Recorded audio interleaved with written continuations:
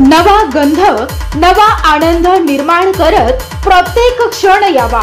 नव्या सुखांनी, नव्या नव्या वैभवांनी आनंद शतगुणित व्हावा। निलेश भाऊ शर्मा यांना वाढदिवसाच्या मनपूर्वक शुभेच्छा। शुभेच्छुक मयूर खंडाळे राजपूत, भाजयुमो शहर सरचिटणीस, जळगाव जामोद।